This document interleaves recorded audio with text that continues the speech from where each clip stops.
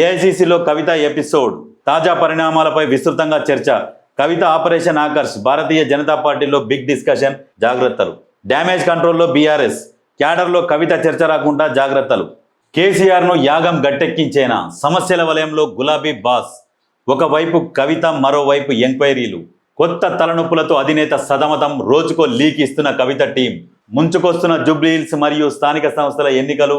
కష్టాల నుంచి బయటపడేందుకే ఫామ్ హౌస్లో యాగం. రాష్ట్ర వ్యాప్తంగా పార్టీలో నెలకొన్న గందరగోళం. సమస్యల వలయంలో గులాబీ బాస్.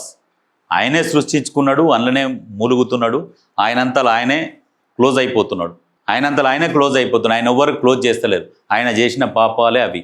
సరే, ఇప్పుడు నువ్వు యాగాలు చేసినా, యోగాలు చేసినా, తలకాయ కిందికి పెట్టి కాళ్ళు పైకి పెట్టి నువ్వు నీ ఫామ్ హౌస్లో చుట్టూ గిరగిర తిరిగినా నీ పార్టీ అధికారంలోకి రాదు. అది గుర్తుపెట్టుకో. ఎందుకంటే చేసిన పాపాలు చేసి యాగాలు చేస్తే దేవుడు కాపాడుతాడా? కొంతమంది ప్రతి ఒక్కడు చేసిన పాపాలను చేసి శివుడా నన్ను కాపాడంటాడు. నువ్వు ఎవరికి అన్యాయం చేసినావు? అన్యాయానికి గురైనోడు కూడా దేవుడిని మొక్కుతాడు కదా. దేవుడు అన్నీ చూస్తుంటాడు కదా. చేసిన పాపాలు చేసి శివుడా, దేవుడా నన్ను యాగం చేస్తా, కాపాడు, మొక్కుతా అంటే దేవుడు కాపాడుతాడా? నువ్వు చేసే పాపాలు చెయ్యకుండా దేవుని మొక్కితే దేవుడు నీకేమని ఇస్తాడు. కానీ చేసే పాపాలను చేసి దేవుడా అంటే దేవుని కూడా పాపాలను పాలు పంచుకోమంటున్నావా? నీ యాగం కాదు, ఏది చేసినా నువ్వు రావు. అది గుర్తుపెట్టుకో. రాష్ట్ర వ్యాప్తంగా పార్టీలో నెలకొన్న గందరగోళం ఏంది? ఆల్రెడీ అందరూ ఎవరి దారి వాళ్ళు చూసుకుంటున్నారు.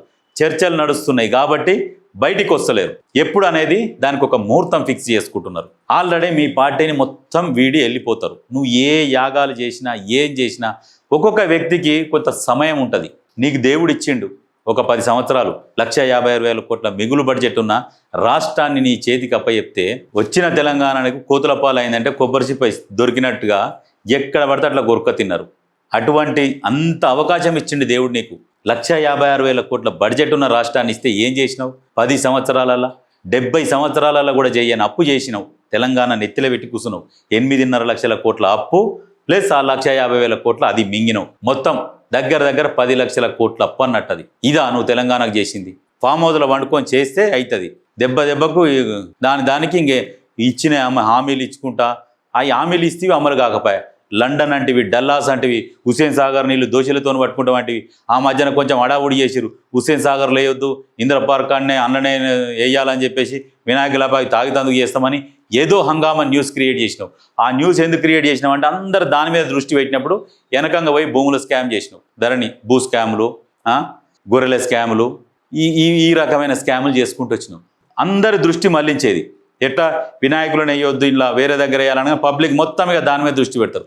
అదే సందులు అందరూ అటు చూస్తున్న తరుణంలో వెనకకెళ్ళి ఇంకోటి మాయం చేసుకొని పోయినావు. అట్లా పరిపాలించినావు నువ్వు. నిజంగా నీ గుండె మీద చేసుకొని ఆలోచించుకో.